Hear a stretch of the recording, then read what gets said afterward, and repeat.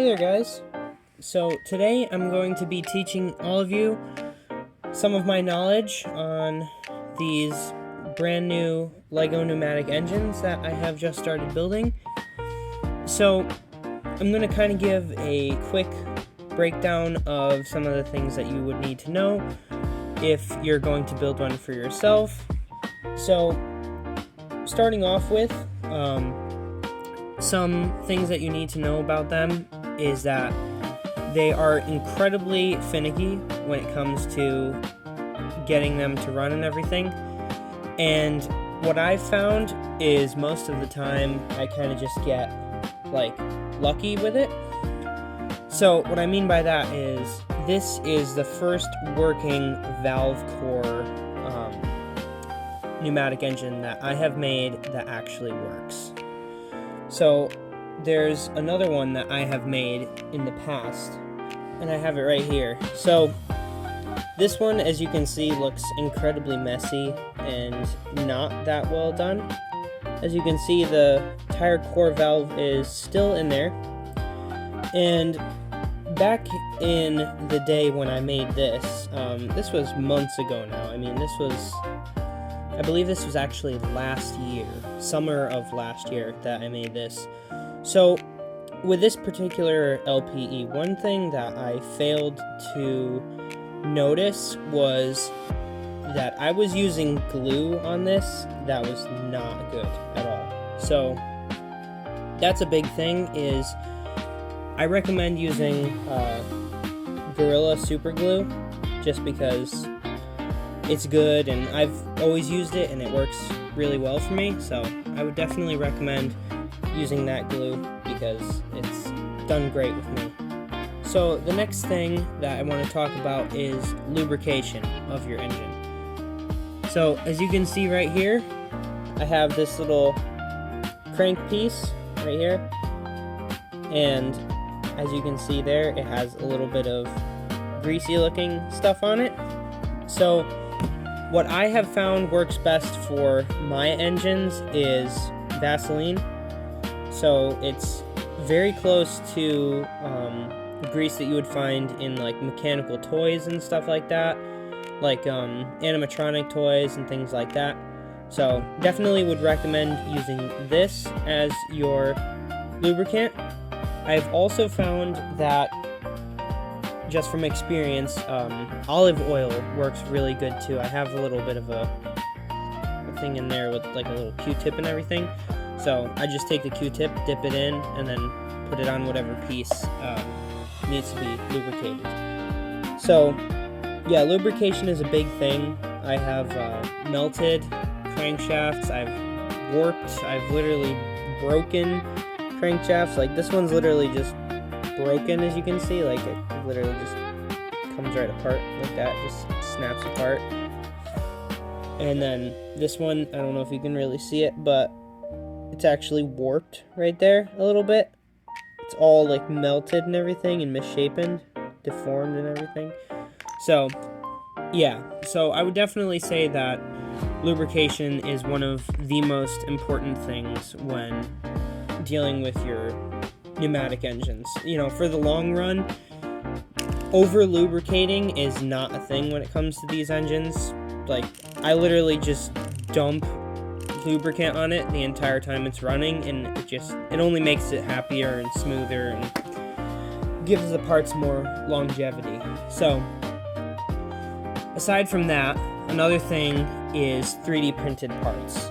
Now, if you have seen any of the videos on the rest of my channel, you would know I am big into 3D printing. So one of the things that is really nice about having 3D printed blocks and stuff like this is there is infinite customization with it. Like, as you can see here, I put this huge tractor pipe off the side of this one. Makes it sound better and look better and everything. But one downfall of these 3D printed blocks is that the inside is very rough and it does not allow for O-rings. So on some of my engines, I actually have these small O-rings. I'll show you. So in this particular engine, I actually have the O-rings inside of it. So if I just take it apart here, I can kind of show you guys what I mean. So inside of here, if I pull the piston out, you can see it. So right there is where the piston ring is. So this little black ring that comes around this piston here is the piston ring. And what it basically does is it allows for a better seal between the engine block right here. In this case, the very smooth ABS plastic one. And so if you put olive oil on it, it actually makes it a lot smoother than if you were to just have the piston alone. And it makes the seal so much better than if you just had the plastic piston.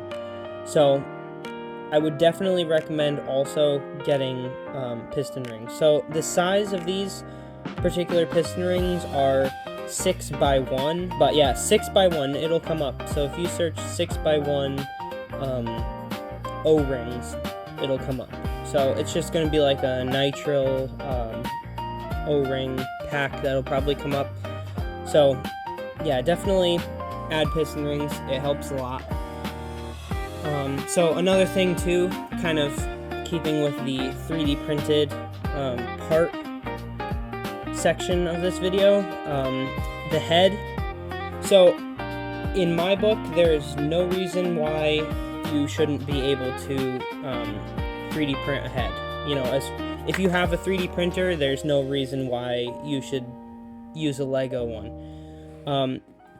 Just because it's so much easier, especially for you beginners out there, it is so much easier for you to just print out an entire head, just stick a valve in it, and then glue it onto this engine block, rather than going through all the trouble of like cutting Lego parts and modifying Lego bricks and stuff like that. It's much more streamlined just to do it this way.